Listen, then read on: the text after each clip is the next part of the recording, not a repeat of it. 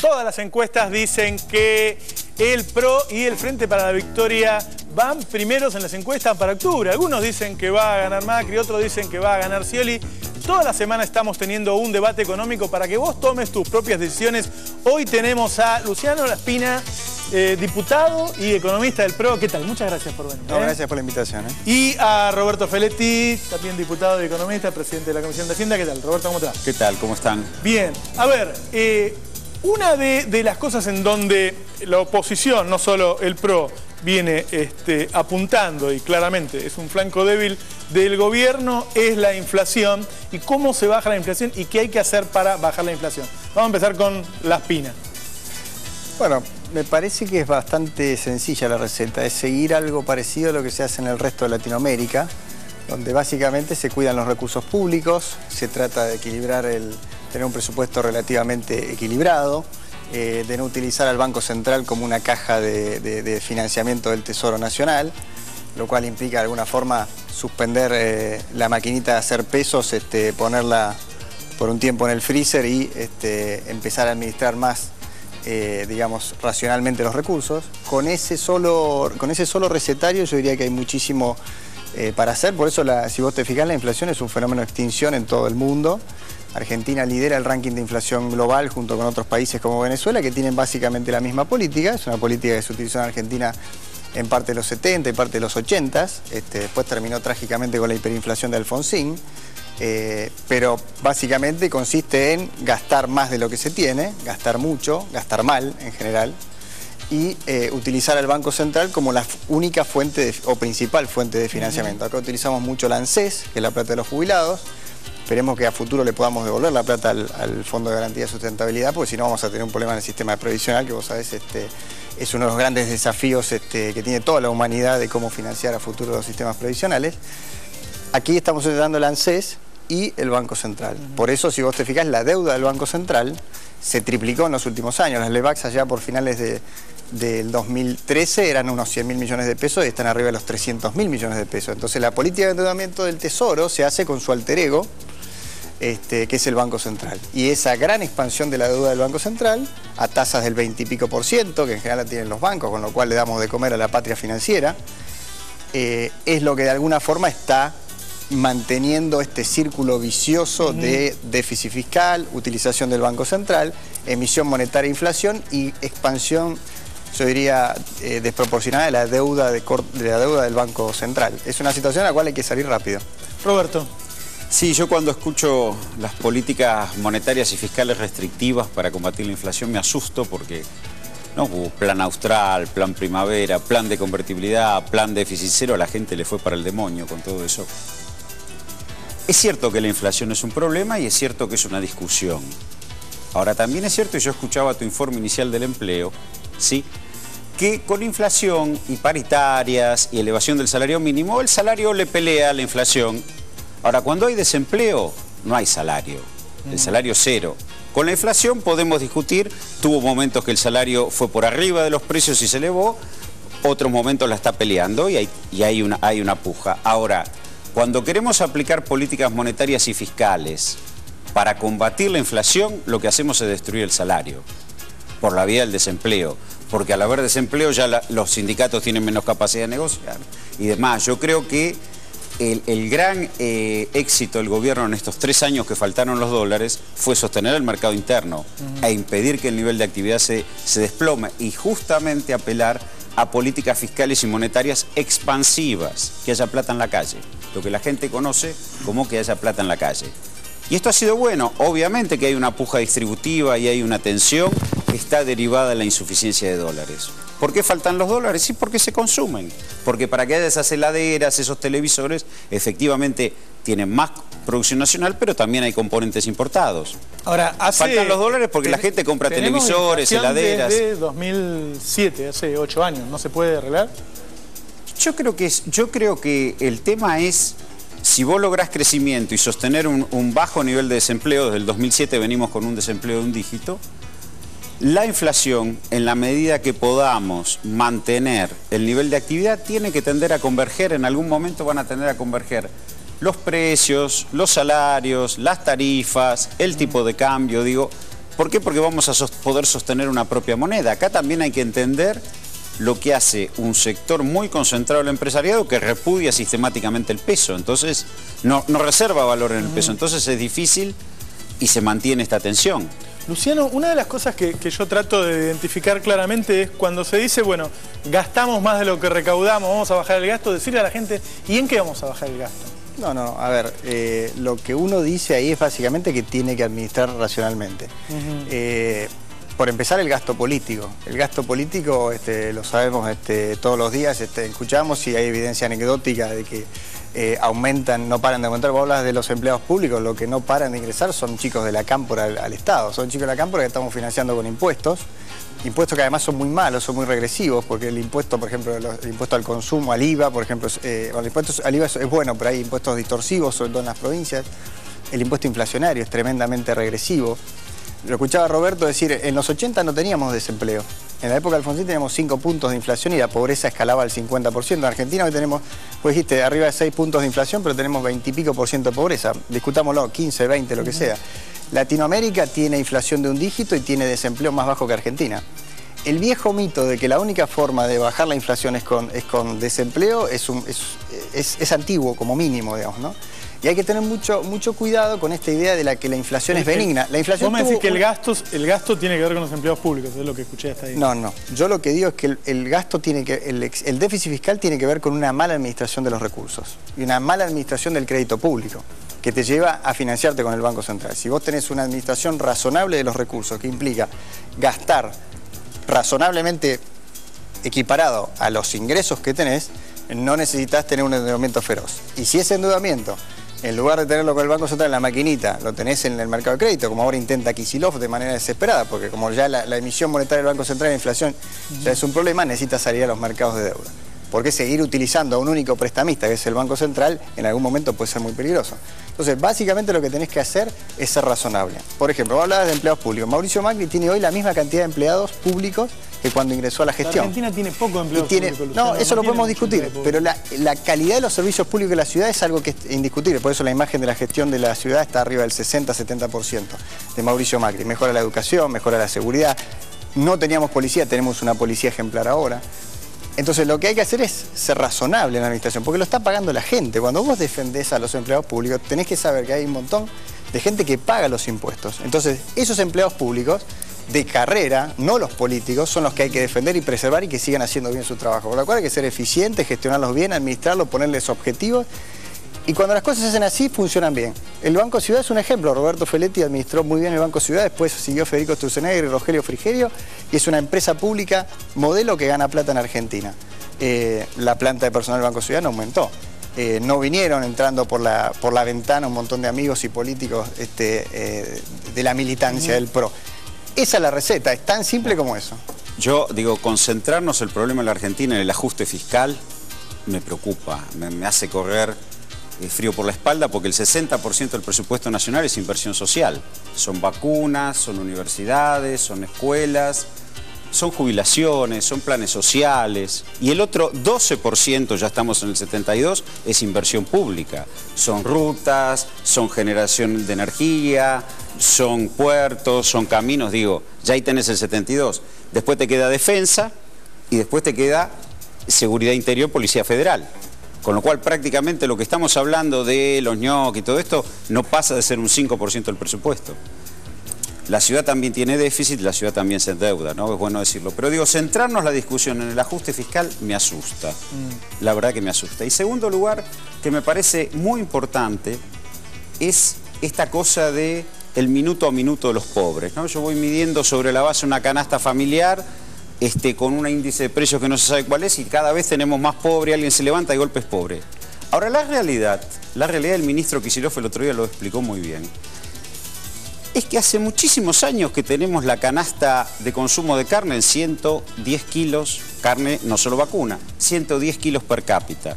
Tenemos el consumo de trigo en 7.800.000 toneladas, pan, harinas, y tenemos la leche en 13.500.000 litros de leche por año, digo, ¿no? Entonces, digo, ¿qué es lo importante? ¿La inflación o la política de ingresos? La mayor cobertura previsional, mayores jubilaciones, paritaria, salario mínimo, asignación por hijo, que permite que permite que la gente coma carne, que permite que la gente tome la leche que tiene que tener. Digo, porque a mí me asusta esto de que medimos que cada vez hay pobres y vienen los planes antiinflacionarios. Ahora, es difícil igual creer, si no hubiéramos arruinado el INDEC no estuviéramos discutiendo de esto, ¿no? Es difícil creer que 2 dígitos de desempleo, una cobertura previsional que era la mitad y sin una asignación por hijo, la gente era más rica en ese momento y es más pobre. No. Se ha combatido la pobreza con una fuerte política de ingresos y fundamentalmente con el empleo. Centrar la discusión en el ajuste fiscal, vamos a centrar la discusión en 60% de inversión social, 12% de inversión pública, seguridad interior, defensa y nos queda un 5% que es la administración central. Yo sería cuidadoso, sobre todo sería cuidadoso porque además quieren bajar la presión tributaria, no a las retenciones, no al impuesto a las ganancias, no.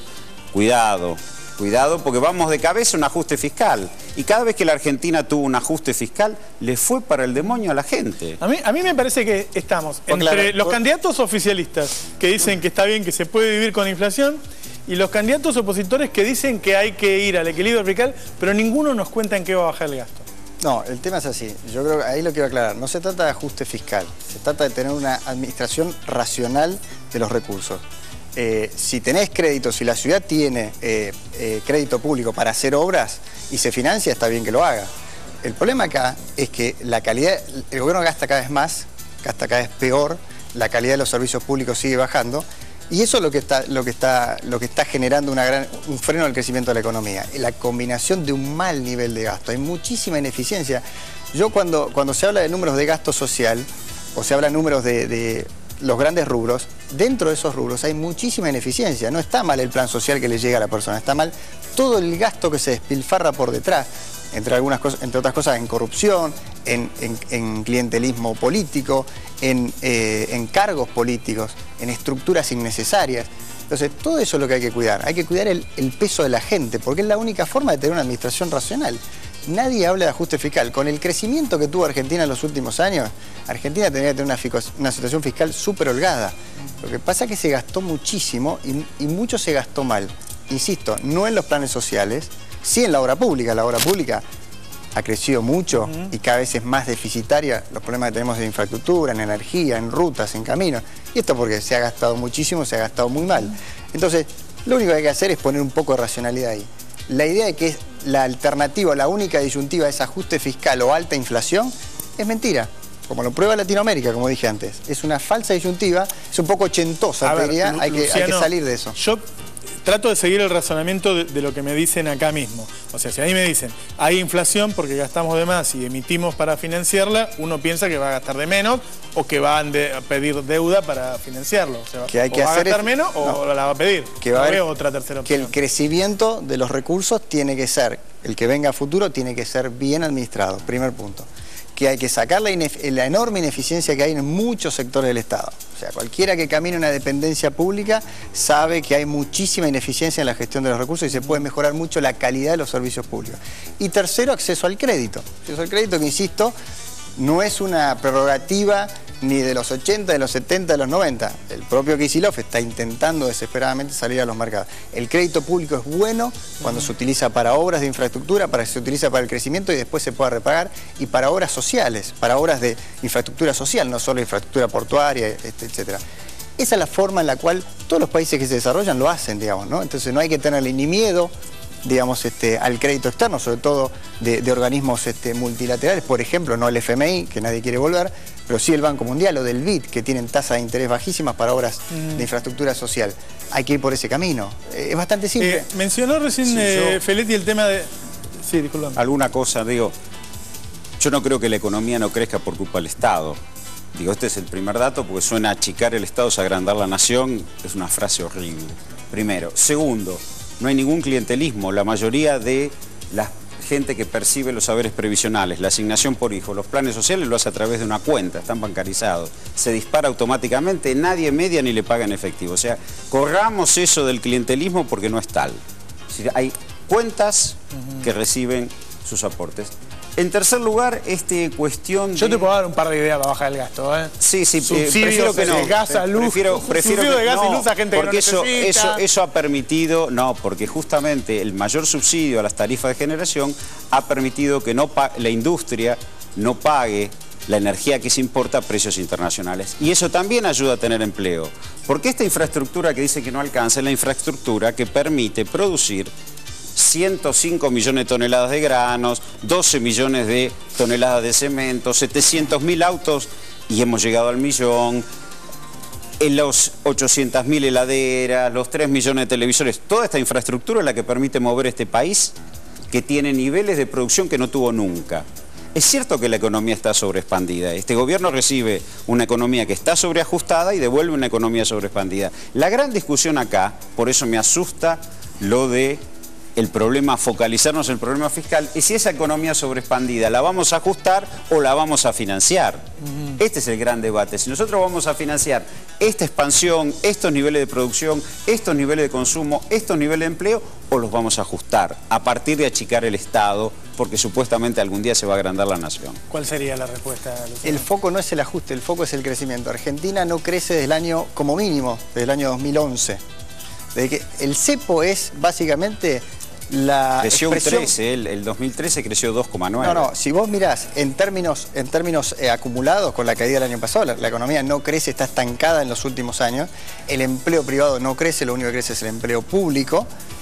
Si no habría más desempleo, digamos, Tomada debería estar preocupada por cuidarle el empleo a lo que lo han ido perdiendo, sobre todo en los sectores como la construcción.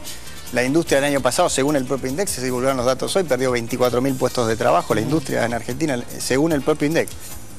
Entonces, la clave no es el ajuste, es el crecimiento. La economía no crece, eso nos lleva a déficit fiscal, eso nos lleva a tener que emitir al Banco Central. Entonces, la pregunta es cómo hacemos para que esta economía empiece a crecer, porque lo que nos vende el kirchnerismo son algunos logros que tuvo a la salida de la crisis.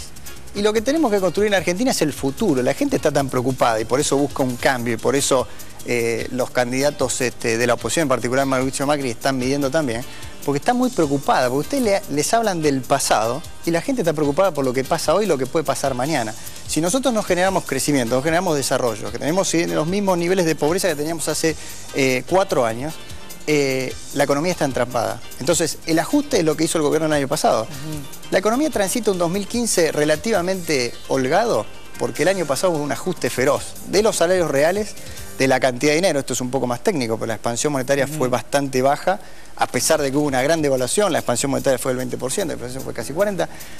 Ese ajuste fue muy fuerte el año pasado. Y entonces eso le permite tener un poquito más de oxígeno para el 2005. Pero es un modelo totalmente agotado y hasta ahora no escucho ninguna respuesta de cómo salimos de este estancamiento que no sea la receta de Feletti, que es aumentar el gasto público. Porque te imaginas, sería muy fácil apretar un botón, aumentamos las partidas de gasto y seguimos creciendo. Eso no le funcionó a Kicillof.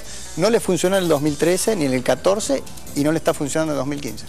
Nosotros no hablamos del pasado, hablamos de estos 3 años. Por suerte en estos 3 años, frente a la falta de dólares en la economía, nosotros sostuvimos el nivel de actividad interna y robusticimos el mercado interno. Porque digo, el gran problema es que cada vez que faltaban los dólares, rápidamente en el marco de la libertad cambiaria, unos pocos se llevaban los dólares y el resto quebraba. Nosotros impedimos la quiebra. El segundo lugar no es real porque los niveles de producción se han sostenido. El 2013 se creció al 2,9% y el año pasado efectivamente quedó en 0. Ahora, la realidad y la discusión por qué no se crece, en primer lugar porque Brasil y la Unión Europea no nos compran manufacturas como antes.